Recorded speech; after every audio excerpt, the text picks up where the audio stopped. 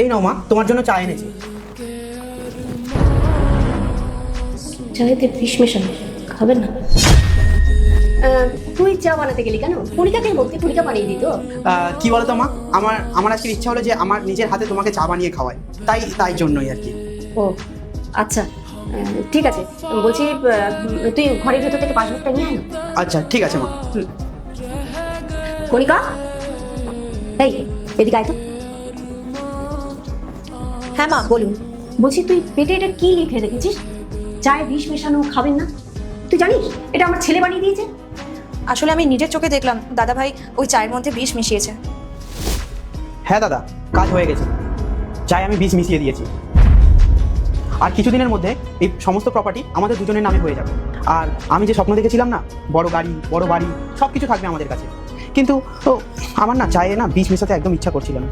কেননা উনি যেরকমই হোক, উনি তো আমাদের মা হয় না। কিন্তু কি আর করবো বল, বুড়ির মাথা খারাপ হয়ে গিয়েছিল। বুড়ি অনাথ আশ্রমে প্রপার্টি দান করে দিচ্ছিল।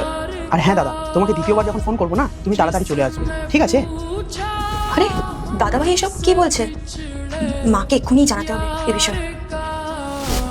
আজকে প্রমাণ হয়ে যাবে আপনি কাকে বেশি ভালোবাসেন। মাকে ভালোবেসে থাকলে ভিডিওতে লাইক দিয়ে চ্যানেলটি সাবস্ক্রাইব করে দেন। আর যদি শয়তানকে ভালোবেসে থাকেন, লাইক সাবস্ক্রাইব কিছুই করতে হবে না, আর কমেন্টে লিখে যান আই লাভ ইউ মা বাবা। কি বলছিস তুই? তোর কথা আমি বিশ্বাস করে নিচ্ছি, কিন্তু যদি ভুল হয় না, তোর যে কি হাল করবো তুই জানিস না। কাজ থেকে তো ছাঁটাই করবোই, তারপরও কি করবো দেখতে পাবি। যা যা কাজ করছিলি সেটা কর।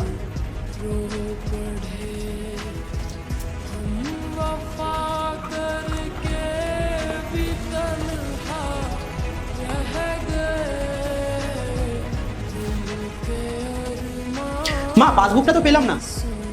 হ্যাঁ, মনে হচ্ছে মার খেল খতম হয়ে গেছে। খুশির খবরটা দাদাকে জানাতে হচ্ছে।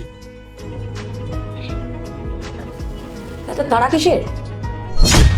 মা, আরে তোর মা মরে গেছে না বেঁচে আছে আগে তো দেখে নিবি। তাহলে এইসব কি ছিল?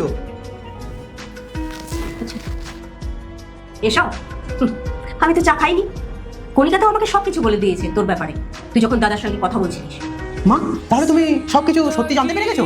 তাহলে বুড়ি তুই একটা কাজ কর, এই সব প্রপার্টি না আমার আর আমার দাদার নামে সব লিখে দে তাড়াতাড়ি, না হলে না তোর সাথে না খুব খারাপ হয়ে যাবে। আমি তোদের দুজনের নামে যা খারাপ করেছি, এর থেকে তো খারাপ আর কিছু হতেই পারে না। কি খারাপ করেছো তুমি? এক মিনিট দাঁড়া। এই দেখ, সমস্ত প্রপার্টি আমি অনাথ আশ্রমে দান করেছি। আর যে বাড়িতে দাঁড়িয়ে এতগুলো কথা বলছিস, সেই বাড়িটাও আমি অনাথ আশ্রমে দান করেছি।